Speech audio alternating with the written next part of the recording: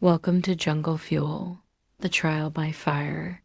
In the depths of Bangkok, beyond the bustling night markets, hidden down a forgotten alley, lies Spicy Dragon, an underground restaurant known only to those who seek heat, danger, and mystery on a plate. Its entrance is marked by two life-size stone gargoyles flanking the door. Their empty sockets seem to stare directly into your soul, daring you to enter their lair. Inside, amidst the haze of incense and chili smoke, reigns Maya, a young woman with eyes as bright as burning embers and a spirit as fiery as the dishes she creates. She is the fearless leader of this kitchen of flames and secrets. One stormy evening, the dragon's doors burst open, and strides a tall, imposing figure. His face is stern and set like granite, his uniform crisp and authoritative. It's the Thai Army General, General Antares. He looks around the bustling restaurant, his gaze settling on Maya. He asks for something almost mythical, whispered about in chef circles, known to be cooked by only 3 people alive, phantom curry. A dish so elusive it's spoken of only in hushed tones, said to carry the essence of the jungle itself, a culinary masterpiece that dances on the edge of legend. Intrigued and eager to prove herself, Maya accepts the challenge. The hunt for the ingredients is on.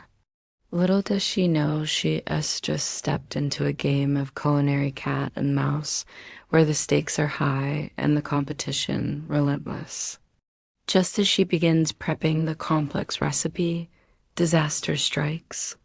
The power goes down, plunging the restaurant into darkness. Then a gas line ruptures, filling the air with the pungent vapor of ghost chilies. In the chaos, a shadow slips past unnoticed. Someone's here to steal the recipe. Without hesitation, Maya grabs her trusty sous chef, Duca, a man whose loyalty is as solid as the wok he wields. Together, they dive into action, racing against time to complete the phantom curry before their mysterious visitor does.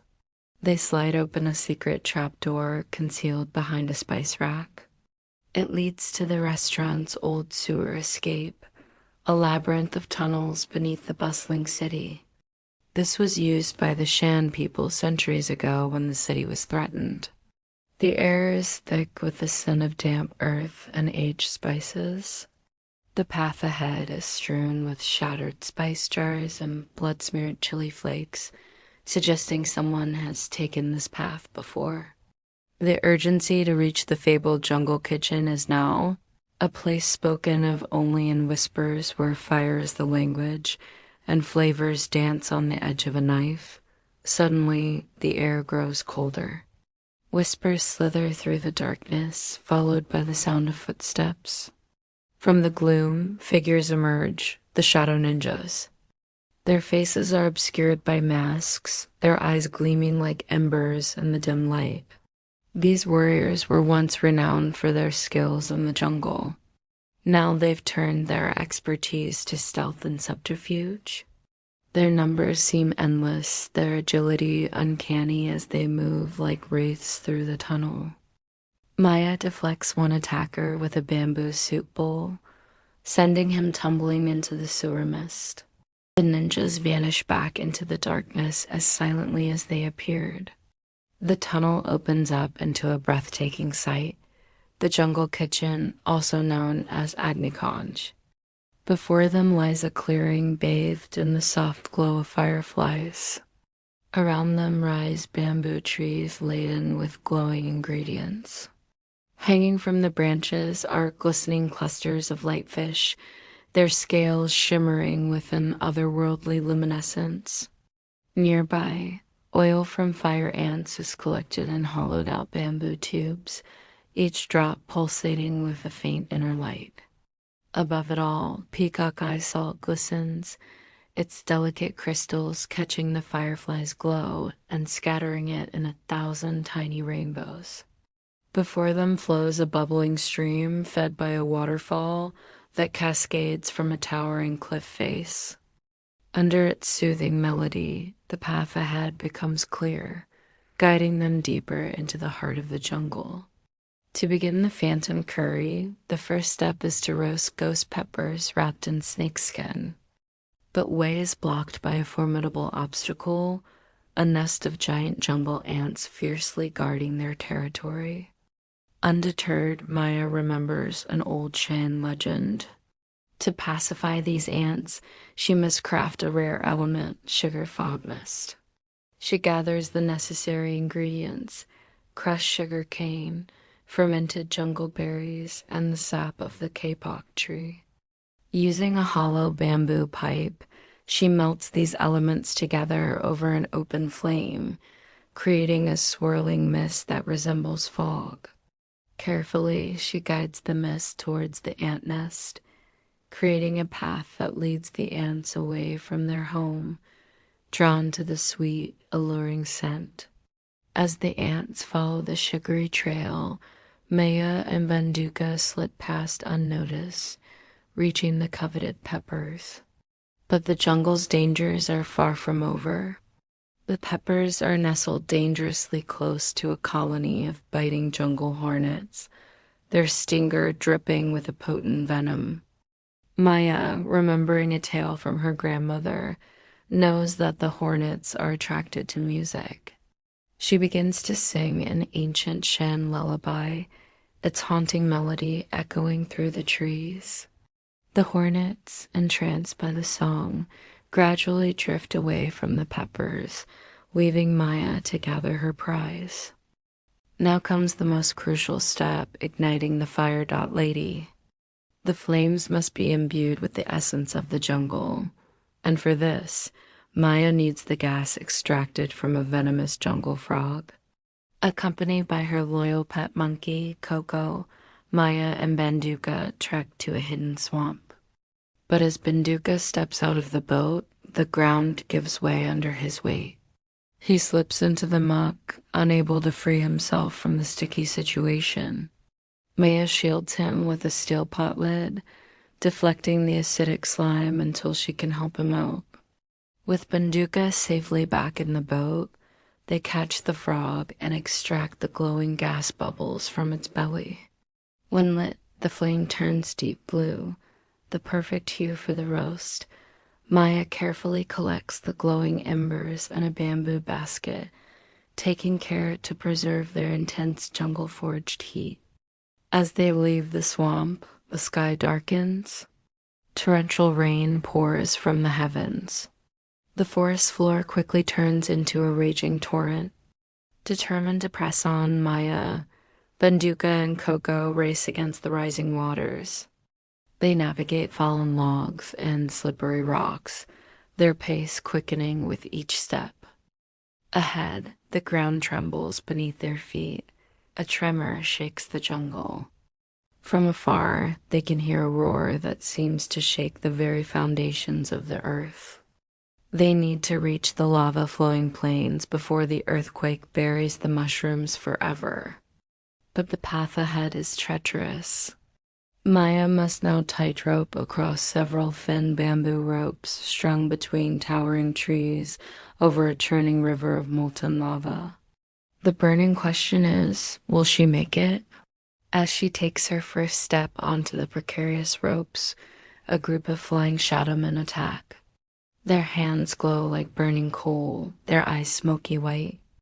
Their movements are swift and silent, making them nearly impossible to track or anticipate. But Banduka has an idea. He throws a pouch of ghost chili powder, momentarily blinding the creatures. Taking advantage of the distraction, Maya slides across the lava using a broken clay pan shard. She reaches the mushroom patch, but slips on a loose rock and falls. Reaching out instinctively, she throws the mushroom and it lands safely on the ground. As she hangs suspended above the lava, just a few feet from the ground, she watches in disbelief as the mushroom cracks open, releasing a thick green smoke. It drifts towards the river of lava, causing it to freeze solid. The earthquake subsides, the ground stills. The jungle is quiet. For a moment, the only sound is the crackle of the frozen lava. Then Maya lets out a shaky breath and slowly climbs to safety. Her journey through the perilous jungle has come to an end, at least for now. But as she stands there catching her breath, she doesn't realize that the real test is just beginning. The clearing suddenly rumbles. The ground splits open, revealing a pit filled with fire. From its depths, a menacing voice booms. "So, you bring me the ingredients. What is the meaning of this?" The voice belongs to a wizened old man with glowing red eyes. He introduces himself as the keeper of the flames, protector of the sacred jungle. He explains that every 5 years, worthy chefs are allowed to use the jungle's bounty, but they must pass a final test. The ingredients must be transformed into a dish that reflects the heart and soul of the jungle, and so begins the final challenge. Surrounded by the frozen lava and the ominous presence of the keeper, Maya and Banduka get to work. Hours turn into a race against time. Maya expertly blends the exotic ingredients, each step infused with the essence of her journey. Finally, the dish is ready. The phantom curry simmers on a bed of glowing embers, its aroma carrying the whispers of the jungle. Maya and Banduka present the dish to the keeper. He takes a deep breath, savoring the flavors, his expression unreadable. Then he speaks. "This taste, it's not from any jungle. It's from the heart." Suddenly, the ground trembles again. The keeper disappears into the flames. Realizing the earthquake is returning, Maya and Banduka run back to the restaurant, their hearts pounding. But what they find there shocks them. The entire restaurant has collapsed, leaving only a smoldering ruin in its wake.